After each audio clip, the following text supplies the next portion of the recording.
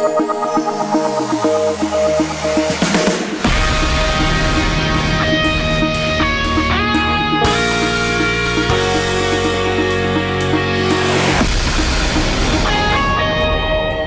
want to begin by asking Kanhaiya Kumar about something that Amit Shah told us yesterday. Kanhaiya, आप अभी होली खेल के Jawaharlal Nehru university से आ रहे हैं, आपके बदन पर रंग लगा हुआ है क्योंकि आप सेलिब्रेट कर रहे थे, उमर और अनिर्बान को बेल हुई है। अमित शाह यहाँ पर जहाँ पे आज आप बैठे हैं कल शाम में मौजूद थे और बीजेपी के अध्यक्ष ने ये हमें कहा कि नारेबाजी किसने की, क्या की, वो तो दूर की बात है। अमित शाह का कहना है कि अफजल गुरु की याद में जवाहरलाल नेहरू यूनिवर्सिटी में एक इवेंट का आयोजन किया गया और उस इवेंट में आप शरीक थे। नारे आपने लगाए नहीं लगाए ये दूसरी बात है, लेकिन एक आयोजन होना, उस आयोजन में आपकी मौजूदगी, ये खुद में ही एक एंटी नेशनल एक्टिविटी है। कन्हैया, बहुत अच्छा सवाल है, बहुत बहुत शुक्रिया आपको। मैं 9 तारीख के इंसिडेंट की पूरी बात में नहीं जाऊंगा, लेकिन मैं एंटी नेशनल वर्ड पे कुछ बोलना चाहता हूँ। इस देश में अगर कुछ भी होगा तो उसके लिए सबसे बेहतरीन चीज़ और सबसे सर्वोच्च चीज़ अगर कुछ है तो वो हमारा संविधान है। और पूरे संविधान में कहीं भी नेशनल वर्ड का इस्तेमाल नहीं किया गया है। जब नेशनल वर्ड का ही इस्तेमाल नहीं किया गया है तो फिर एंटी नेशनल शब्द का होने का कोई मतलब ही नहीं है। सिर्फ एक बार नेशन शब्द का इस्तेमाल किया गया है और हर जगह इंडियन स्टेट बोला गया है। और हमारे देश की जो प्रस्तावना है उसकी शुरुआत होती है we the people of India. पहले तय कर लीजिए कि कश्मीर हमारा हिस्सा है कि नहीं है। मेरा मानना है कि कश्मीर भारत का हिस्सा है, अभिन्न हिस्सा है। और कश्मीर के जो लोग हैं उनके ऊपर बात करना, एक भारतीय के ऊपर बात करना कोई बुराई नहीं है। रही बात अफजल गुरु के समर्थन में नारे लगाना या नहीं लगाना, तो मैं स्पष्ट कर देना चाहता हूं कि हम फांसी के खिलाफ नारा लगाते हैं। अगर इस देश के किसी भी नागरिक, चाहे वो एबीवीपी का ही क्यों ना हो, उसको भी अगर फांसी की सजा होगी तो हम उसका विरोध करेंगे। ये एक प्रिंसिपल पॉलिटिक्स की बात है। और जो पूरे तरीके से पोर्ट्रे किया गया है देशद्रोही बनाम देशभक्ति, बस एक बात कहना चाहूँगा इसमें, आज हमारे सामने देश को बचाने का सवाल है और देश की जनता से बनती है। अगर जनता के पास रोजी रोटी नहीं है, स्वास्थ्य नहीं है, उनके पास शिक्षा नहीं है, रहने को घर नहीं है और घूमने फिरने के लिए, आने जाने के लिए अगर ट्रांसपोर्ट की अच्छी व्यवस्था नहीं है, तो देश के सामने देशभक्ति का सबसे बड़ा चैलेंज सबको रोटी देना, सबको रोजगार देना और सबको शिक्षा देना, सबको स्वास्थ्य देना होता है, ना कि राजद्रोह जैसे काले कानून का इस्तेमाल करके अपने देश के नागरिकों को, अपने नौजवानों को, अपने विद्यार्थियों को आप उस तरह से व्यवहार कर रहे हैं उनके साथ जैसे आप आज अंग्रेज बन गए हैं और हम जैसे भगत सिंह के सिपाही बन गए हैं। अगर आप अंग्रेज बनने को तैयार हैं, अगर आप सेडिशन जैसे काले कानून का इस्तेमाल करने को तैयार हैं, तो हमें कोई गुरेज नहीं भगत सिंह बनने में, हम भगत सिंह बनने को तैयार हैं। आप अपने आप को भगत सिंह कहते हैं, आपके विरोधी आपको अफजल की सेना कहते हैं। आप पे आरोप कन्हैया यह है कि आपके सामने आपके कुछ साथियों ने भारत की बर्बादी के नारे लगाए। आपने बाद में कहा कि इन नारों से हम इत्तेफाक नहीं रखते, हमें इन नारों से गुरेज है। लेकिन जब ये नारे आपके सामने लगाए जा रहे थे तब Jawaharlal Nehru university students union की कैपेसिटी में आपने उन नारों को रोकने की कोशिश क्यों नहीं की कन्हैया? एक जिम्मेदार नागरिक होने के नाते हमेशा आपके आसपास यदि कुछ गलत हो रहा है उसको रोकना आपकी जिम्मेवारी है। छोड़ दीजिए प्रेसिडेंट होने की बात, एक साधारण विद्यार्थी की कैपेसिटी से अगर हमारे आसपास कुछ गलत होगा तो मैं उसे रोकूंगा, यही नागरिक होने का धर्म है। और इसीलिए मैं आपको बता देना चाहता हूँ, आज माननीय अनुपम खेर जी हमारे कैंपस में आए हैं और मेरे वो पसंदीदा अभिनेताओं में से एक रहे हैं। और कुछ लोगों ने कहा कि इनका विरोध करना चाहिए, हमने कहा नहीं, दुनिया को बताना है कि जेएनयू क्या है। जेएनयू हमेशा वाद विवाद के कल्चर को बढ़ावा देता है, लोगों को बोलने का मौका देता है और वो जो बोलते हैं उससे वो इत्तेफाक रखते हुए अपनी राय को रख सकता है, उनके समर्थन में, उनके विरोध में। लेकिन किसी का भी बोलने की आज़ादी को रोकना ये हमारा काम नहीं है, ये हमारे देश के संविधान के साथ नहीं है। आपने कहा कन्हैया अगर आपके सामने कुछ गलत होगा तो आप उसको रोकने की कोशिश करते हैं। आपने उमर खालिद, अनिर्बान, बाकी छात्रों को रोकने की कोशिश नहीं की। क्या इसका यह मतलब निकाला जाए कि आपके सामने जो हुआ उसको आप गलत नहीं मानते? मैं कुछ नारे आपके सामने रखता हूं, मैं जानना चाहता हूं आपकी नजर में क्या ये नारे देश विरोधी हैं या नहीं। पहला नारा, पाकिस्तान जिंदाबाद, go India go back, Bharat की बर्बादी तक जंग रहेगी, जंग रहेगी, कश्मीर की आजादी तक जंग रहेगी, जंग रहेगी, अफजल हम शर्मिंदा हैं, तेरे कातिल जिंदा हैं, तुम कितने अफजल मारोगे, हर घर से अफजल निकलेगा। क्या ये नारे सही हैं कन्हैया? सबसे पहली बात कि इन नारों से राजनीतिक तौर पर मैं बिल्कुल असहमत हूँ, वैचारिक तौर पर बिल्कुल असहमत हूँ, और मेरा मानना है कि भारत जैसे देश में इस तरह के नारों की कोई ज़रूरत नहीं है।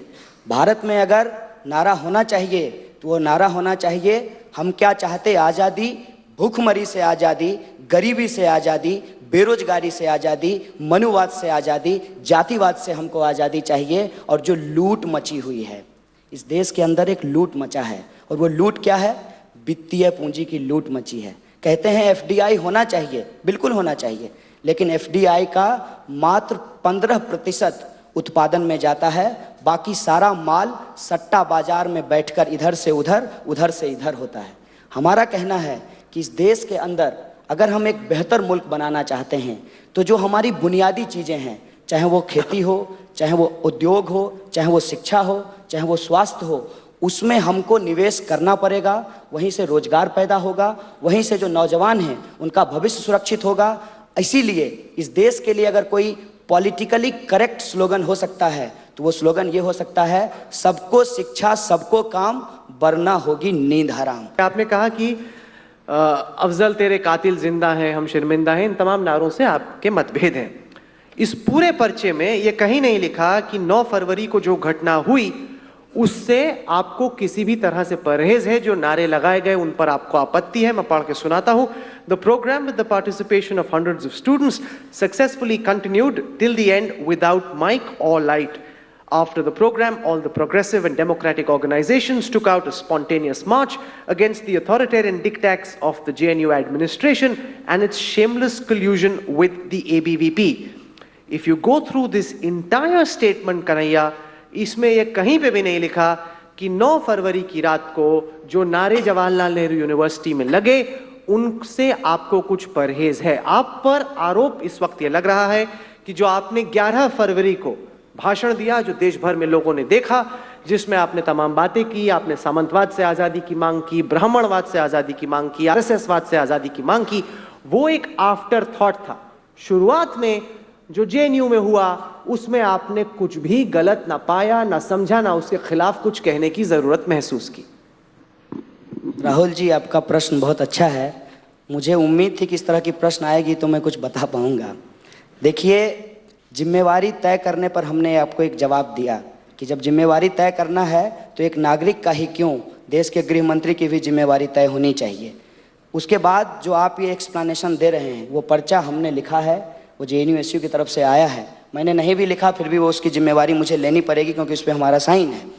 उस पर मैं ये कहना चाहता हूँ आपको कि जहाँ तक नारे की बात है, नारे के बारे में शायद आपको भी नहीं मालूम चला होता जब एक खास न्यूज़ चैनल के द्वारा उसको प्रसारित नहीं किया गया होता। मैं ये नहीं कहता कि मीडिया हाउस ने दिखाया नहीं दिखाया, ये एक अलग बहस है। क्या आपके हिसाब से वो नारे लगना ठीक नहीं था? अगर नहीं था तो आपने आपत्ति दर्ज नहीं की, पर्चा निकाला, उस पूरे कार्यक्रम के समर्थन में कहीं नहीं कहा कि जो कार्यक्रम में नारे लगे वो गलत थे। सवाल ये है कि आपको जानकारी होगी तब तो आप बताएंगे। मान लीजिए आपका पेट खराब है और आम खाने से आपका पेट खराब हो गया, ये अनुभव आपको होगा तब तो आप दूसरे से शेयर करेंगे। जब आप कार्यक्रम में मौजूद नहीं हैं, आपको ये मालूम नहीं है कि नारे लगे हैं, उस जानकारी के बिना, जिस जानकारी के बिना उस न्यूज़ चैनल ने चला दिया, उस जानकारी के बिना अगर मैं भी कुछ बोल देता तो उस न्यूज़ चैनल और मुझ में क्या फर्क रह जाता। चलिए, आप बिना तथ्यों के किसी भी चीज़ के बारे में कोई बातचीत नहीं करनी चाहिए। ये जो स्ट्रीट जस्टिस है ये बहुत खतरनाक और सबूत के तौर पर पेश किया गया फर्जी वीडियो।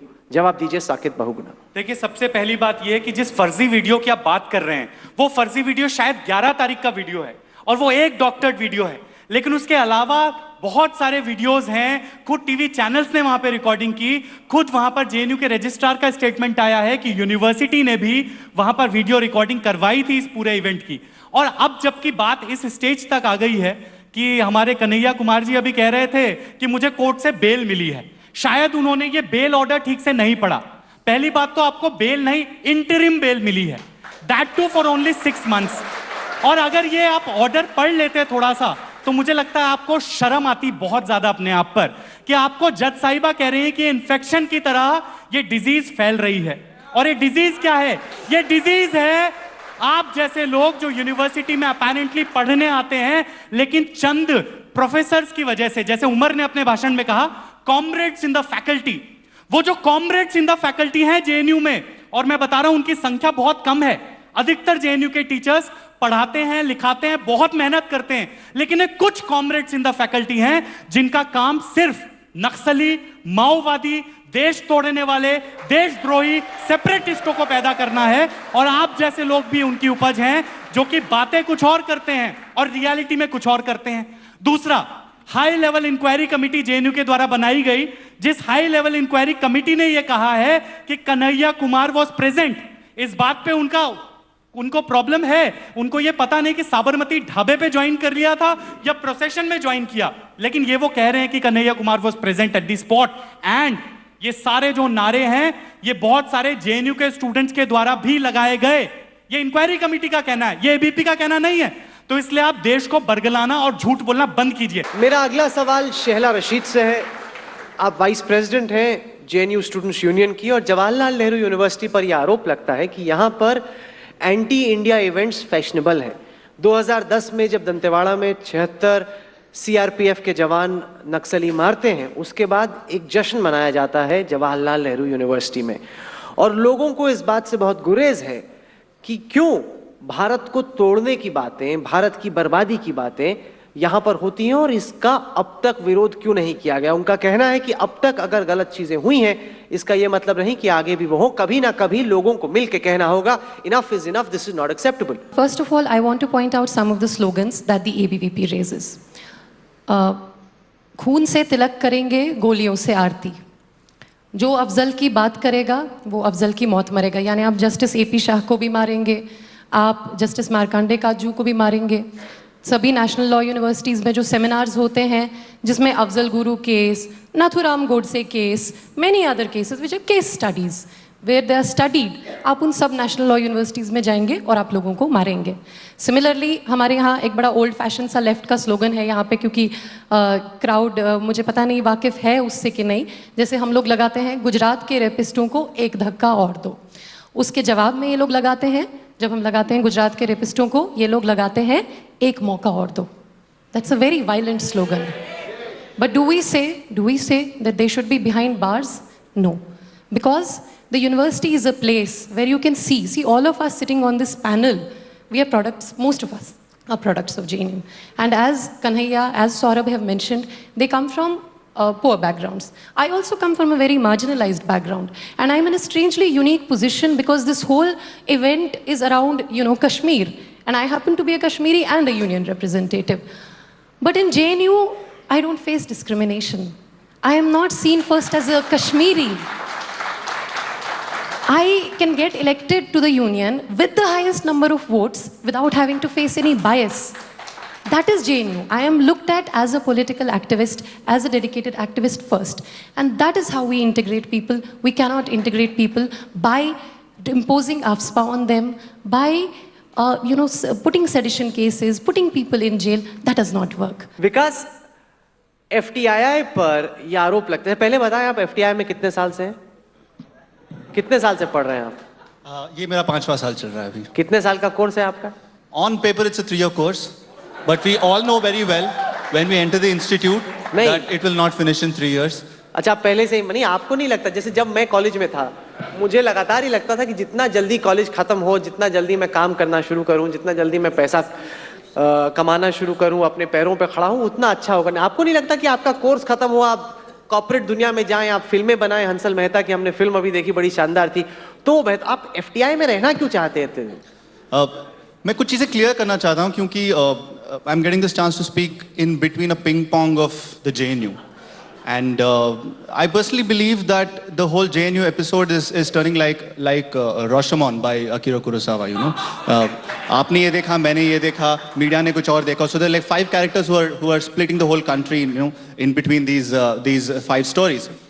But FTII, जैसे मतलब इस स्ट्राइक के दौरान जो FTI का इमेज बाहर निकला है, उसका एक फेयर क्रिटिसिज्म आपने अभी प्रेजेंट किया.